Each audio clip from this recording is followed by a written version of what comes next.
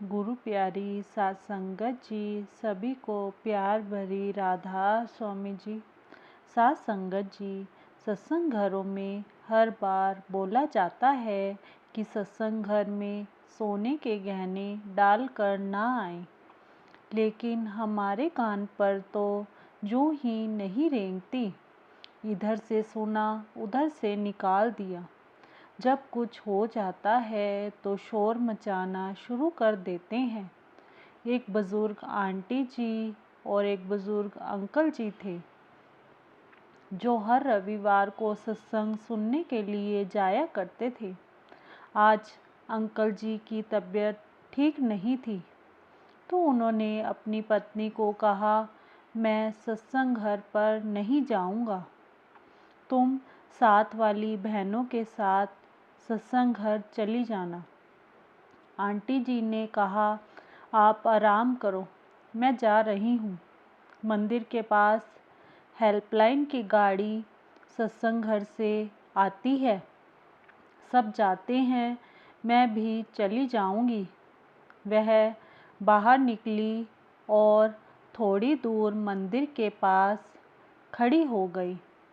वहाँ पर एक दो औरतें और भी खड़ी थी, हेल्पलाइन की गाड़ी का इंतज़ार करने के लिए। तो इतने में एक कार आ गई। कार में सफ़ेद कपड़े पहने हुए एक आदमी और दो औरतें बैठी थी। एक औरत आंटी जी से बोली, आंटी जी आप आ जाएं, हम आपको छोड़ देंगे। आंटी जी ने सोचा यह कोई सेवादार है, तो वह बोली, हम दो औरतें आ जाएं। कार में दो औरतें बैठ गई। कार में जो औरत बैठी थी वह बीच में हो गई। उसने एक को अपने इस तरफ और दूसरी को अपने दूसरी साइड पर बिठा लिया। एक औरत का सीधे हाथ का कंगन निकाला और दूसरी औरत का उल्टे हाथ का कंगन निकाल लिया, लेकिन उनको कुछ भी पता नहीं चला। काम होने के बाद उन्होंने सत्संग घर आने से पहले ही चौक पर उनको नीचे उतरने को कह दिया।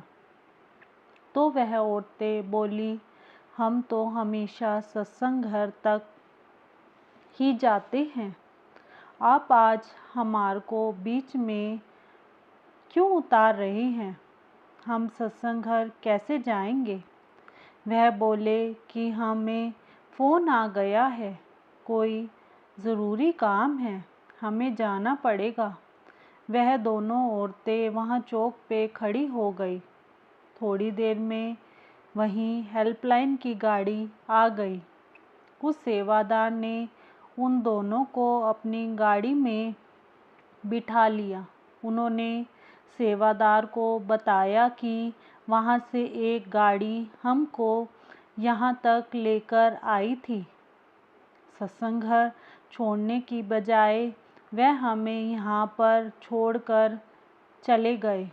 वह बोला, आंटी जी वहाँ पर तो आप लोगों को लेने की मेरी ही सेवा है, वहाँ पर और कोई कैसे आ सकता है। वह संगत को सत्संग घर में छोड़कर और संगत को लेने के लिए चले गए। आंटी जी सत्संग पंडाल में चली गई और कुर्सी पर जाकर बैठ गई। थोड़ी देर के बाद उनका ध्यान जब अपने हाथ पर गया तो उनके हाथ में सोने का कंगन नहीं था। उसने दूसरी औरत को कहा कि देखो, मेरे हाथ का कंगन शायद उस कार वाली औरत ने निकाल लिया है। जब दूसरी ने भी अपने हाथ में देखा तो उसका भी एक कंगन नहीं था। उस औरत ने उन दोनों का एक एक कंगन पता नहीं कैसे उतार लिया। सत्संग खत्म होने के बाद उन्होंने फिर सेवादारों को बताया कि हम हेल्पलाइन की गाड़ी में आए थे, तो रास्ते में उस सेवादारनी ने हमारे हाथों से कंगन उतार लिए। पूरे सत्संग घर में शोर मच गया। सेक्रेटरी साहब ने पुलिस को बुलाया। पुलिस ने दोनों औरतों से पूछा तो वह बोली कि हेल्पलाइन की गाड़ी थी। उन्होंने अपने घर भी फ़ोन कर दिया था कि हमारे साथ ऐसे हुआ है। उनके घर से भी बेटा बहू आ गए। पुलिस ने कहा कि आपके सेवादार ऐसे हैं। सेक्रेटरी साहब ने कहा, नहीं, इनको कोई गलतफहमी हुई है। सेक्रेटरी साहब ने हेल्पलाइन के जत्थेदार को फ़ोन करके कहा कि आप अपने पूरे ग्रुप को लेकर ऑफिस में आ जाओ। हेल्पलाइन के सभी सेवादार थोड़ी ही देर में ऑफिस में आ गए। सेक्रेटरी साहब ने कहा कि हमारे यह सेवादार हैं, देखो इनमें से कौन है। उन औरतों ने उनको देखा तो वह बोली, नहीं, इनमें से कोई नहीं है। फिर सेक्रेटरी साहब ने कहा, शायद कोई सफ़ेद कपड़े डालकर हेल्पलाइन के नकली सेवादार बनकर इनको लूट कर ले गए हैं।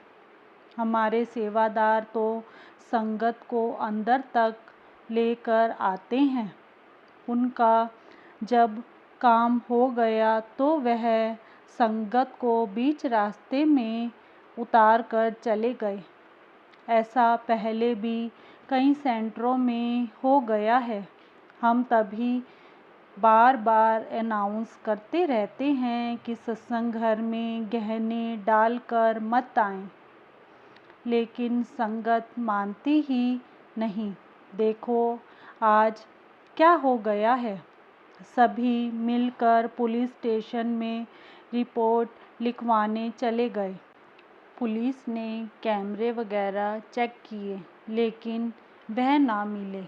आप सबसे हाथ जोड़कर निवेदन है कि आप सत्संग घरों में सोने के गहने डालकर मत आएं। यह हमारे बाबा जी का हुक्म है, उसे माने। बाबा जी कहते हैं, बेटियां बनकर आएं, बहुएं बनकर ना आएं।